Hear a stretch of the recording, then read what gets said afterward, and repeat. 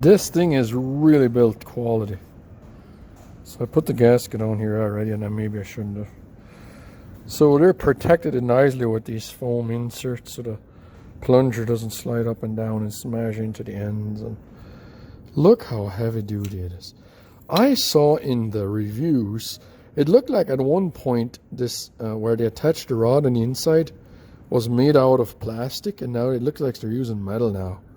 Because the plastic was breaking, is what I saw in the review. So this must be an updated version of it. But this thing is so nice.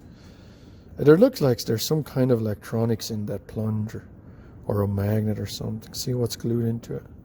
But that's the float that goes up and down. I am impressed. I'm gonna get this installed now. It's got a nice long wire on it. There's some wire crimps in the bag and the gauge.